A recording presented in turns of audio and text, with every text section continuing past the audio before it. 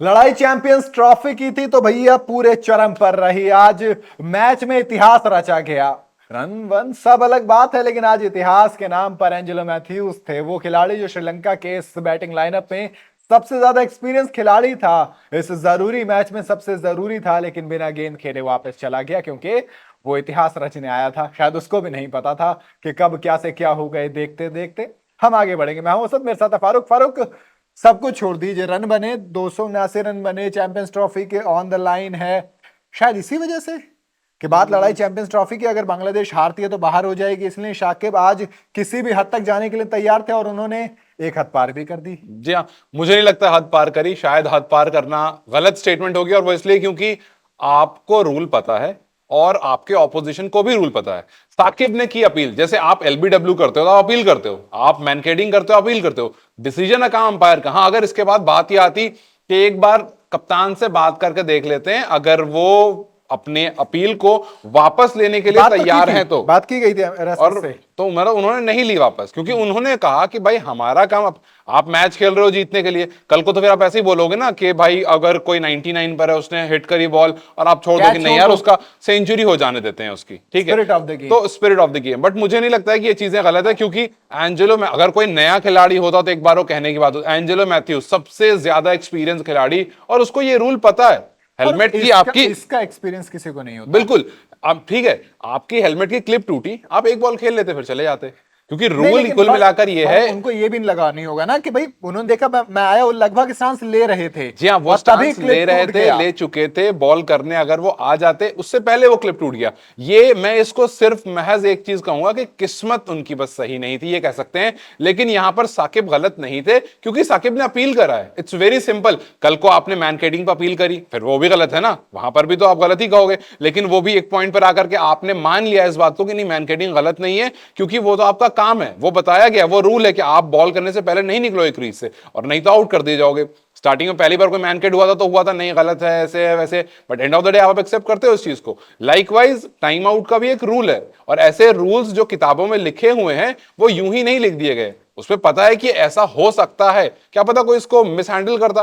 फारूक, कहीं ना कहीं मतलब देखो, नियम अपनी जगह ठीक है, लेकिन अगर मैथ्यूज ने आने में देरी की होती तब ये सौरव गांगुली से देरी हुई थी एक बार, लेकिन अपील नहीं की गई थी। That is the spirit of the game. वो आपके ठीक है, कप्तान के ऊपर वो है वो। कप्तान के ऊपर जी था। हाँ। बट यहाँ पे मैथ्यूज ने आने के लिए देरी नहीं की थी, वो आके सब कुछ कर रहे थे। सिर्फ स्ट्रैप टूटा, ऐसे भी नहीं जी कि स्ट्रैप खुला हो या कुछ और हो गया हो, चलो ठीक है नहीं खुल गया तो मैं कहता ना कई बार हवाबाजी के लिए या टाइम खराब करने के लिए आप कर रहे हो। वो दैट वाज ब्रोकन, तो वो जब देखिए, टूटा तब बात हुआ ना बात वो। कुछ ऐसी थी, आप एग्जाम देने गए, बट आपको एग्जाम आप के पेन कुछ भूल गए। रूल्स नहीं पता था, आप नहीं, पेन रूल्स भूल गए। आपको पता थे। ठीक है, आप पेन भूल गए, ठीक है, आप नहीं, आप पेन भी नहीं अब भूले। आप गए, आपकी पेन टूट गई, आप लिखने बैठे और आपकी पेन टूट गई। इसका मतलब ये अब नहीं कि आपको एग्जाम इसीलिए से कहा बाहर कर दिया जाएगा। एग्जाम से पहले इसीलिए कहा था कि एक्स्ट्रा पेन लेकर जाओ। आप किसी से अरेंज कर अनहोनी हो सकते हैं। जाए तो हो सकती है। अगर आप इंटरनेशनल क्रिकेट खेल रहे हैं, आपको ये रूल नहीं पता है, तो इसके जिम्मेदार आप खुद हैं, क्योंकि आप एक इंटरनेशनल प्लेटफॉर्म पर इंटरनेशनल क्रिकेट खेल रहे हैं। हम इस बात को मानते हैं कि आपकी गलती नहीं थी, वो आपका क्लिप टूट गया, लेकिन स्टिल वहां पर आपको इस बात को ध्यान में, आपने ध्यान में बात नहीं रखी, और आउट से इंसान गलती से ही होता है। गलती हुई आपसे, साकिब ने अपना काम करा, साकिब ने अपील की, अंपायर के ऊपर डिसीजन गया, अंपायर ने उसको आउट दे दिया। खैर, दैट्स अंपायर इट। के ऊपर डिसीजन और ये तमाम तरह की बात है, इस पर बहुत लंबी डिस्कशन होने वाली है और मेरे ख्याल से आगे भी चलेगी डिस्कशन। मैच पर आते हैं फारूक। एक कहते हैं निर्णायक मैच, नहीं खेलेंगे बाहर हो जाएंगे, दो सौ जी, उनासी क्या लगता है? 279 अच्छा टोटल है, बांग्लादेश को मुश्किल होने वाली है। लेकिन यहां से अगर बांग्लादेश जीत जाता है तो आप देखेंगे बहुत सारे लोग होंगे जो साकिब के इस डिसीजन की वाहवाही करेंगे कि अगर मैथ्यूज रहते तो हो सकता है ये 89 और ऊपर जा सकता था। तो 289 का स्कोर मुझे लगता है बांग्लादेश को थोड़ी सी मशक्कत करनी पड़ेगी, बिकॉज दिल्ली में फारूक गेटेबल है। श्रीलंका आपको इतनी आसानी से गेट नहीं करने देगी स्कोर को, बस ये मानता है हूं मैं। मधुशंका और छोटा कृष्णा। ग्राउंड है। श्रीलंका के मधुशंकर लगातार परेशान करते आ रहे हैं, ऑस्ट्रेलिया के खिलाफ भी किया था, इंडिया के खिलाफ भी किया था, सबसे ज्यादा और विकेट है मैचेस में इनके भी किया पास। था। तो विकेट लगातार लेते हैं और शुरू में ही ले लेते हैं विकेट, तो यहां पर परेशानी हो सकती है बांग्लादेश के लिए। हालांकि स्कोर कम है, ग्राउंड छोटा है, लेकिन मुझे लगता है कि इतना आसानी नहीं होगी। गेंदबाजी की बात करें, शाकिब एक बार फिर से जी हाँ। कहते हैं ना कि कप्तान है, leading from the front. Run बन रहे थे तब वो आते हैं, फिर एक बार से विकेट चटका जाते हैं। कहीं ना कहीं शाकिब एक्स्ट्रा प्रेशर लेके खेल रहे हैं क्या?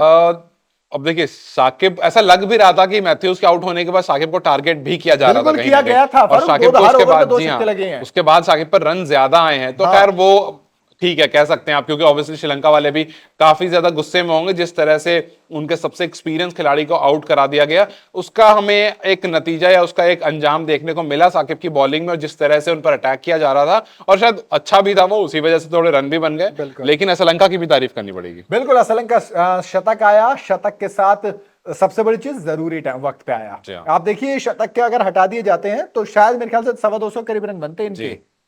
आप ज्यादा बड़ा स्कोर नहीं कर पाते, और ये मैच आपके लिए डू और डाई है, यानी कि आप इस मैच को जीतना जरूरी है। दूसरी तरफ बांग्लादेश के लिए भी जरूरी, इसलिए तस्किन अहमद की बात करनी पड़ेगी। जी हाँ। भाई 10 ओवर उन्होंने डाले, 39 विकेट रन लिए। देके 1 विकेट। तंजीर हसन ने 3 विकेट लिए। तस्किन अहमद। अच्छा अच्छा, मुझे लगा विकेट तंजीर हाथ अहमद में ही बात आया उनके, एक मेडन जरूर निकाला, और 31 रन। हालांकि शाकिब की बात करें, तंजीम शाकिब की, उन्होंने तो पिटाई हुई है अच्छी खासी, जी हाँ। 10 ओवर 80 रन और 3 विकेट। लेकिन ठीक है, और इवन है गेम, अब फंसा हुआ है। आप कह जी नहीं हाँ। सकते कि एक तरफ है, किसी ने बिल्कुल नहीं अच्छा कह खेला सकते। किसी ने बुरा खेला, आप कह नहीं सकते, बिल्कुल बराबर है।